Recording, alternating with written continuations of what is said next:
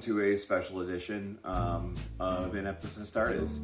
I don't know, maybe call this, like What's Up Friday or something to that effect. I just wanted to come and talk to you a little bit about what's going on with news this week in the Horus Heresy. Some people asked, here, can you tip down a little bit so you can see a beautiful face? Some people asked about our good friend Hazel when I mentioned she had surgery. You're getting a great shot of the radar cup right now. Last week, 2 weeks ago almost, she had to have her CCL repaired, which is her ACL, the ACL for dogs. So she is a very sad cone dog who can't go outside without being on a leash. And she's sort of handling it okay. But like for example, last night I went out to grill, and it's usually something that she likes to do with me. And my wife said she was inside just standing at the deck door, just crying to fit, throwing a huge fit because she couldn't come, and something she usually really likes to do. So anyway, here's my typical co-host, and she's going to be on screen for a little bit here, just so you can say hi to her and she can make her YouTube debut as well. So anyway, so there is actually a reason for today's video, which is the fact that we found out there's going to be a new way to play in the 30th millennia, and that's Legionis Imperialis, which is, for old heads, very similar, it sounds like, to Epic, 40k Epic, which we had before, which is a much, much smaller model game, and like 6mm scale as opposed to 28. And so that's very exciting for a lot of different reasons. And so there was a lot of questions that came out when this system was revealed.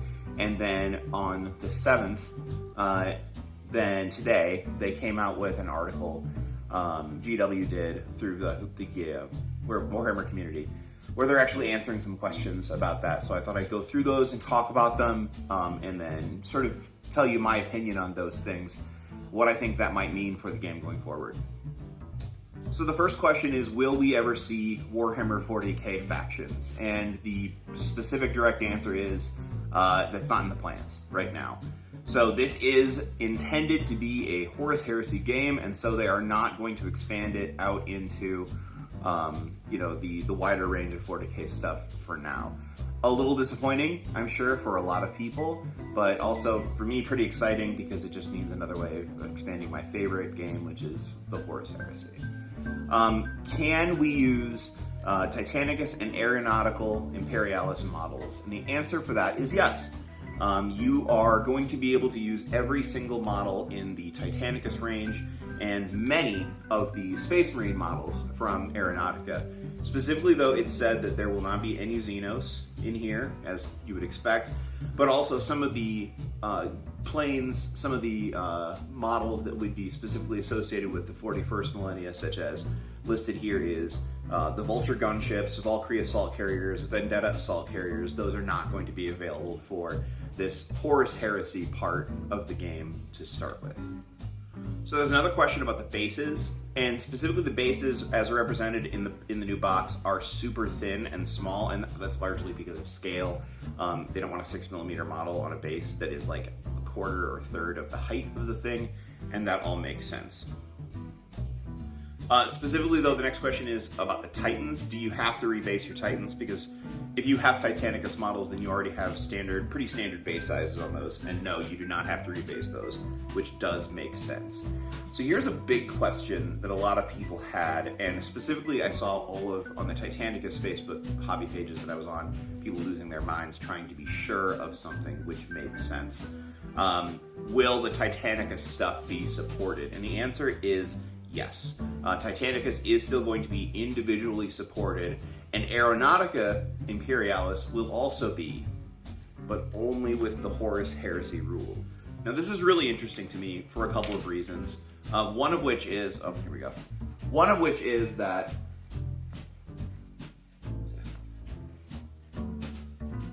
a lot of players really got into Aeronautica, and I know in particular I've got friends, one friend in particular who's an Orcs fiend, who will have those models, still have those models. It's interesting that they're going to continue on with the game set, but they're not going to support or release any more Xenos units. But then that makes me wonder, like, are they just going to continue publishing supplements for Aeronautica Imperialis? Or does this mean that they're just going to be releasing more models, continue to have those existing models available? Will there be additional flyers or things like that? More, maybe more super heavies, you know, other things that you could go along with that game. I'll be really interested to see how that goes. Now, that just because there is quite a lot of overlap between these two games, though, the article is pretty specific in showing us that there is going to be a difference between these systems. They're not necessarily going to be the same game, and there are almost definitely going to be several rules from one that don't necessarily make it into the other. For example, one of the things that was found on a comment on this, one of the articles, GW officially comments and said, for example, the reactor meltdown rules in Titanicus will not be a part of this game, which, I mean, makes sense. So if you never played Titanicus, then essentially what would happen is as your model, your Titan was damaged, you would have something going where, you know, you would take more damage, but there was also things you could do and abilities that you could cast that would essentially raise the heat on the reactor that your machine is powered by. So like firing certain weapons, trying to do certain maneuvers, they would add heat to the reactor. So if you suffered catastrophic damage or you just overheated and blew your reactor, then you'd have these massive explosions, template blasts, that we would place on top of the Titan. And obviously, like, the bigger the Titan, the bigger the explosion. One of the funniest things about that game, in the couple times that I played it with my friend Dark Apostle Ben, was the fact that you would have chain reactions where you would have one Titan die and then kill another and then kill another. Or like you'd have a Titan fall, to get its legs destroyed, fall into another Titan, cause an explosion, kill something else as well, which is absolute madness. Now, why do you not want to have that rule in a game like this? Well, that would just not be fun for Epic, because I'm a Space Marine, you know? It's really cool to see me represented in the thousands on the board as opposed to just like 20 or 30. But then, you know, it doesn't really matter. They're entirely irrelevant just because you can see, you know, the Titan killing literally everybody at the same time. So, I mean, yeah, maybe it might have been a way to put some scale into the game so that it makes sense. Like, you know, you've got to make sure your formations are correct one way or another, but that doesn't sound like overall fun. So if they're thinking about problems and issues for balance like that, then I'm pretty excited for the overall effectiveness of the game. So for now, it's just going to be Solar Ox and Legions. It is mentioned specifically that there might be more coming later, and they even reference, the direct quote is here, but there's a chance we could expand into some of the more esoteric factions that participated in the Horus Heresy. But wouldn't you know it, we can't say which ones yet. Well, no, duh, of course they're going to say that. I would assume we can bet on Mechanicum, right? But like, what other things are we going to see? Are we going to see some generic militia? Maybe, maybe not. Man, wouldn't it be interesting if we saw some other stuff too? Like, what else could we see? Some Sons of Horus, Custodes, maybe. Oh man, Custodes players. You know what, it would be great. I would love to see Custodes players at an Epic thing. Still give them like 2 models. Anyway. There's also a tease here about the idea of epic scale Primarchs, which means that's probably going to come into effect as well. And while some things are consistent, we are being told that there is going to be some scale difference between Epic 40K and now. So part of the thing was that I guess, and I never played 40K Epic myself. I had friends who were into it, and I mean, I feel like it was on its way out or basically gone when I even started sniffing around the game in 3rd edition. Regardless, there was some inconsistency with the scale of those models, and so that's what they're saying. We are basically rescaling everything to be a little bit more consistent here. Does that mean that all of the people out there who have tons and tons of 3D printed epic scale stuff can't use them? I would imagine that no one's going to care in your garage if they don't care in mine, and they won't care in mine. So that'll be really interesting to see how that sort of stuff works.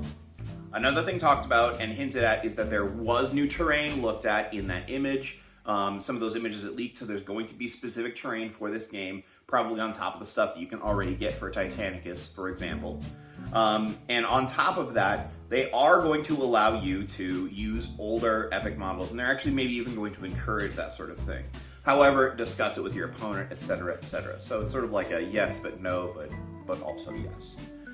So the last question is about army size and how much is in the box, how much do you actually need? So the contents on the box that were posted in the picture is going to be 2 Warhounds. It looks like 5 tanks, maybe 4 Russes, and is that 2 Malcadors? 4 of the little Sentinel,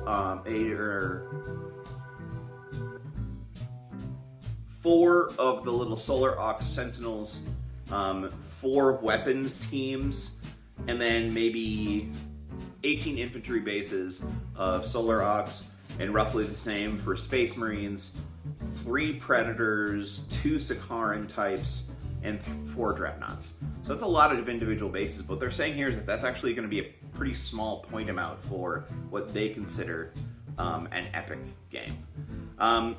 So is this something you can buy with a friend and split? Yes, you could. Is this something you could buy with a friend and split and you could have close to the amount of models that you need? Sounds like that's going to be a no. So we don't necessarily know how the scale is going to work, how much points those Titans are going to come in, how that force organization thing is going to work, but it'll be really exciting to see going forward. Now for me, the next question becomes, what am I going to do to participate in this game? I will admit, I do have some 3D printed stuff that I got in a sort of a trade a while ago, and it's all like Legion stuff. So I have thought about what am I going to do with that stuff. I was just going to paint it up and honestly put some of it on like Titan bases for Titanicus, but I never got around to it. Now I'm really glad that I didn't. That being said, these models, one of the opportunities that we have here as Horus Heresy players, we have Legions Imperialis. We have the main Age of Darkness 40k game. We have supplemental rules for Aeronautica, and we have Titanicus, which is set in the Horus Heresy era. There are even pretty popular fan rules for Battlefleet Heresy, which lots of people that I know play, especially a lot of my friends in Omaha. The question becomes, can we put all of that into one awesome campaign? I totally think that we can. I just really can be interested to see the rules and see how all of that connects. The next question for me, and this is actually what I'm kind of wondering about for you, is immediately, obviously I'm trying to wonder what are the Legion specific rules going to be like? What kind of variations are they going to put into things? I imagine there can be some pretty consistent overlap for some of these concepts, but will melee be good enough that melee focused legions would actually use melee traits for that sort of thing? Will that be able to happen? I suppose if you've got bases full of like assault marines or whatever, they can still be, assault marines with chain axes and go nuts like world leaders or whatever. But we'll just have to see how the whole thing works. The next thing then becomes, which armies are you going to do? If let's say, like the theoretical if, right?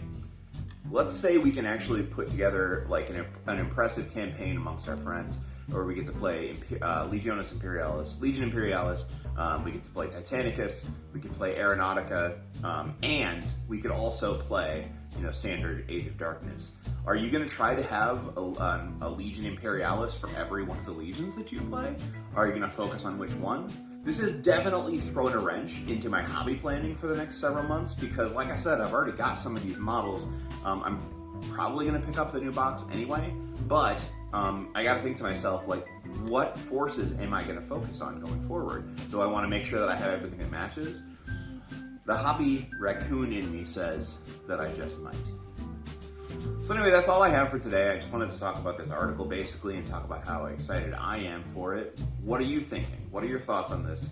Are you excited about the possibility of this new game? Is it something you're going to overlook entirely and skip over? Do you think that it will be, like I think, a really good avenue for combining multiple games into one sort of narrative, play-together experience? Well, come back for more later. We'll talk more about it. I'm definitely going to be talking a little bit about this project on the next episode of the podcast, which I'll be posting on Blueberry and then also here on YouTube. And then I've also got some more plans to talk about how, and take a look at where I think this might work when we combine it with something like the Siege of Chthoniya campaign. So more videos coming up soon. Hope you're doing well, and happy New Year.